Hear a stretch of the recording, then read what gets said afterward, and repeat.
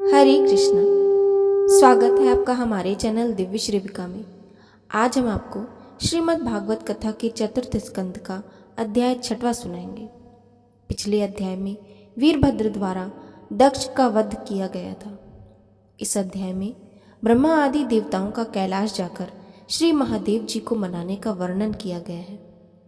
श्री मैत्रेय जी कहते हैं, विदुर जी, इस प्रकार जब रुद्र के सेवकों ने समस्त देवताओं को हरा दिया और उनके संपूर्ण अंग प्रत्यंग भूत प्रेतों के त्रिशूल, पट्टिश, खड्ग, गदा, परिध और मुदगर आदि आयुधों से छिन्न भिन्न हो गए, तब वे ऋत्विज और सदस्यों सहित बहुत ही डर कर ब्रह्मा जी के पास पहुंचे और प्रणाम करके उन्हें सारा वृत्तांत कह सुनाया।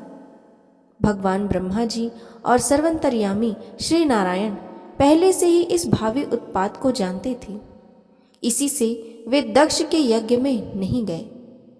अब देवताओं के मुख से वहां की सारी बात सुनकर उन्होंने कहा, देवताओं, परम समर्थ तेजस्वी पुरुष से कोई दोष भी बन जाए तो भी उसके बदले में अपराध करने वाले मनुष्य का भला नहीं हो सकता। फिर तुम लोगों ने तो यज्ञ में भगवान शंकर का प्राप्य भाग न देकर उनका बड़ा भारी अपराध किया है। परंतु शंकर जी बहुत शीघ्र प्रसन्न होने वाले हैं, इसलिए तुम लोग शुद्ध हृदय से उनके पैर पकड़कर उन्हें प्रसन्न करो, उनसे क्षमा मांगो।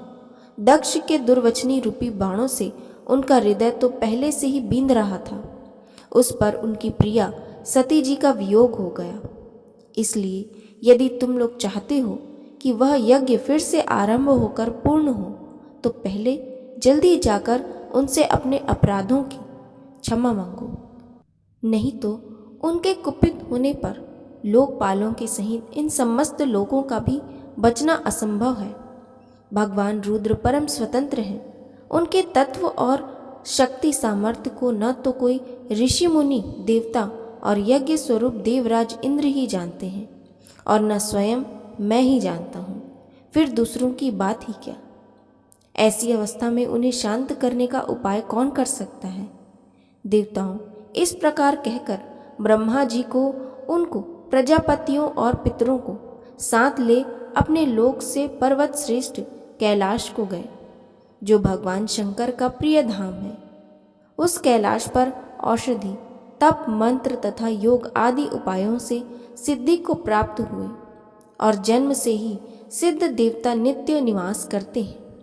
किन्नर, गंधर्व और अप्सरा आदि सदा वहाँ बने रहते हैं। उनके मणिमय शिखर हैं जो नाना प्रकार की धातुओं से रंग बिरंगे प्रतीत हो रहे हैं। उस पर अनेक प्रकार के वृक्ष, लता और गुलमादी छाए हुए हैं, जिनमें झुंड के झुंड जंगली पशु विचरते रहते हैं। वहाँ निर्मल जल के अनेकों झरने बहते हैं और बहुत सी गहरी कंदरा और ऊंचे शिखरों के कारण वह पर्वत अपने प्रियतमों के साथ विहार करती हुई सिद्ध पत्नियों का क्रीड़ा स्थल बना हुआ है। वह सब ओर मोरों के शोर, मदांग, भ्रमरों के गुंजार, कोयलों की कुहू कुहू ध्वनि तथा अनन्य पक्षियों के कलरव से गूंज रहा है। उसके कल्प वृक्ष अपनी ऊंची ऊंची डालियों को हिला हिलाकर मानो पक्षियों को बुलाते रहते हैं तथा हाथियों के चलने फिरने के कारण वह कैलाश स्वयं चलता हुआ सा और झरनों की कलकल ध्वनि से बातचीत करता हुआ सा जान पड़ता है। मंदार, पारिजात, सरल, तमाल, साल, ताड़, कचनार, असन और अर्जुन के वृक्षों से वह पर्वत बड़ा ही सुहावना जान पड़ता है। आम, कदम्ब, नीम, नाग, पुतनाग, चंपा, गुलाब, अशोक, मौलसीरी, कुंद, कुर्बक और माधवी की बेलें भी उसका शोभा बढ़ाती हैं।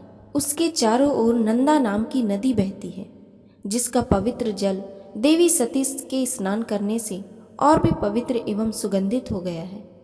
भगवान भूतनाथ के निवास स्थान उस कैलाश पर्वत की ऐसी रमणीयता देखकर देवताओं को बड़ा आश्चर्य हुआ।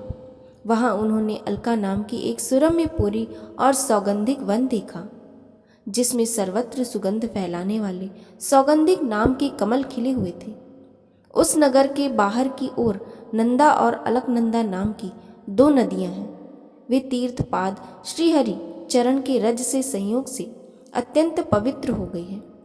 विदुर जी, उन नदियों में रीति विलास से थकी हुई देवांगनाएं अपने अपने निवास स्थान से आकर जल क्रीड़ा करती है और उसमें प्रवेश कर अपने प्रियतमों पर जल उछीलती है।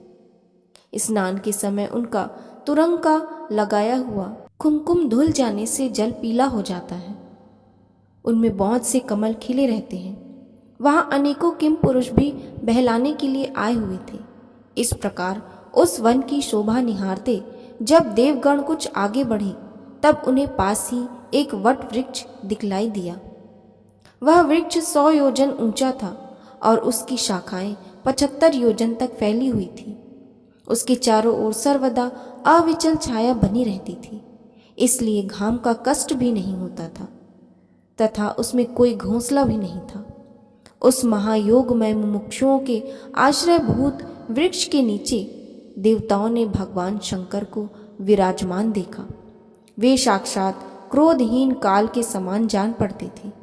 भगवान भूतनाथ का श्री अंग बड़ा ही शांत था। सनंदन आदि शांत सिद्धगण और सखा यक्ष राक्षसों के स्वामी कुबेर उनकी सेवा कर रहे थे।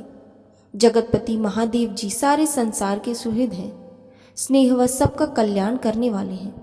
वे लोक हित के लिए उपासना, चित्त की एकाग्रता और समाधि आदि साधनों का आचरण करते रहते हैं। संध्याकालीन मेदसी कांति वाले शरीर पर वे तपस्वियों के अभिष्ट चिन्ह भस्म, दंड, जटा और मृग चर्म और मस्तक पर चंद्रमा धारण किए हुए थे। एक कुशा आसन पर बैठे थे और अनेकों साधु श्रोताओं के बीच में श्री नारद जी के पूछने से सनातन ब्रह्म का उपदेश कर रहे थे।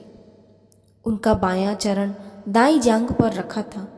वे बायां हाथ बाएं घुटने पर रखे, कलाई में रुद्राक्ष की माला डाले तर्क मुद्रा से विराजमान थे। वे योग पट्ट का सहारा लिए एकाग्र चित्त से ब्रह्मानंद का अनुभव कर रहे थे। लोकपालों के सहित समस्त मुनियों ने मननशीलों में सर्वश्रेष्ठ भगवान शंकर को हाथ जोड़कर प्रणाम किया। यद्यपि समस्त देवता और दैत्यों के अधिपति भी श्री महादेव जी के चरण कमलों की वंदना करते हैं, तथापि वे श्री ब्रह्मा जी को अपने स्थान पर आया देख तुरंत खड़े हो गए और जैसे वामन अवतार में परम पूज्य विष्णु भगवान कश्यप जी की वंदना करते हैं, उसी प्रकार सिर झुकाकर उन्हें प्रणाम किया। इसी प्रकार शंकर जी के चारों ओर जो महर्षियों सहित अन्यान्य सिद्धगण बैठे थे, उन्होंने भी ब्रह्मा जी को प्रणाम किया। सबके नमस्कार कर चुकने पर ब्रह्मा जी ने चंद्रमौली भगवान से, जो अब तक प्रणाम की मुद्रा में ही खड़े थे, हंसते हुए कहा, देव, मैं जानता हूँ आप संपूर्ण जगत के स्वामी हैं, क्योंकि विश्व की योनि शक्ति और उसके बीज शिव से परे जो एक रस परब्रह्म है वह आप ही हैं। भगवान, आप मकड़ी के समान ही अपने स्वरूप भूत शिव शक्ति के रूप में क्रीड़ा करते हुए लीला से ही संसार की रचना, पालन और संहार करते हैं। आपने ही धर्म और अर्थ की प्राप्ति कराने वाले वेद की रक्षा के लिए दक्ष को निमित्त बनाकर यज्ञ को प्रकट किया है। आपकी ही बांधी हुई ये वर्णाश्रम की मर्यादाएं हैं, जिनका नियम निष्ठ ब्राह्मण श्रद्धापूर्वक पालन करते हैं। मंगलमय महेश्वर, आप शुभ कर्म करने वालों को स्वर्ग लोक अथवा मोक्ष पद प्रदान करते हैं तथा पाप कर्म करने वालों को घोर नरकों में डालते हैं। फिर भी किसी किसी व्यक्ति के लिए इन कर्मों का फल उल्टा कैसे हो जाता है। जो महानुभाव आपके चरणों में अपने को समर्पित कर देते हैं, जो समस्त प्राणियों में आपकी ही झांकी करते हैं और समस्त जीवों को अभीष्ट दृष्टि से आत्माओं में देखते हैं, वे पशुओं के समान प्रायः क्रोध के अधीन नहीं होते। जो लोग भेद बुद्धि होने के कारण कर्मों में ही आसक्त हैं, उनकी नीयत अच्छी नहीं है। दूसरों की उन्नति देखकर उनका चित्त रात दिन कुढ़ा रहता है और जो मर्मभेदी अज्ञानी अपने दुर्वचनों से दूसरों का चित्त दुखाया करते हैं, आप जैसे महापुरुषों के लिए भी मारना उचित नहीं है, क्योंकि वे बेचारे तो विधाता की ही मारे हुए हैं। देव भगवान कमल नाभ की प्रबल माया से मोहित हो जाने के कारण यदि किसी पुरुष की कभी किसी स्थान में भेद बुद्धि होती है तो भी साधु पुरुष अपने पर दुख कातर स्वभाव के कारण उस पर कृपा ही करते हैं। दैववश जो कुछ हो जाता है वे उसे रोकने का प्रयत्न नहीं करते। प्रभु आप सर्वज्ञ हैं। परम पुरुष भगवान की दुस्तर माया ने आपकी बुद्धि का स्पर्श भी नहीं किया है, अतः जिनका चित्त उसके वशीभूत होकर कर्म मार्ग में आसक्त हो रहा है उनके द्वारा अपराध बन जाए तो भी उन पर आपको कृपा ही करनी चाहिए। भगवान आप सबके मूल हैं। आप ही संपूर्ण यज्ञों को पूर्ण करने वाले हैं। यज्ञ भाग पाने का भी आपको पूरा अधिकार है। फिर भी दक्ष यज्ञ के बुद्धिहीन याजकों ने आपको यज्ञ भाग नहीं दिया, इसी से ये आपके द्वारा विध्वस्त हुआ। अब आप इस अपूर्ण यज्ञ का पुनरुद्धार करने की कृपा करें। प्रभु ऐसा कीजिए जिससे यजमान दक्ष फिर जी उठे, भगवत देवताओं के नेत्र मिल जाएं, भृगु जी के दाढ़ी मूंछ भी आ जाए और पूषा के पहले के ही समान दांत निकल आए। रुद्रदेव अस्त्र शस्त्र और पत्थरों की बौछार से जिन देवता और ऋत्विजों के अंग प्रत्यंग घायल हो गए हैं आपकी कृपा से फिर से ठीक हो जाए। यज्ञ संपूर्ण होने पर जो कुछ शेष रहे वह सब आपका भाग होगा। यज्ञ विध्वंसक आज ये यज्ञ आपके ही भाग से पूर्ण हो। यहाँ अध्याय 6वां समाप्त होता है। आगे का अध्याय हम आपको अगले वीडियो में सुनाएंगे। धन्यवाद।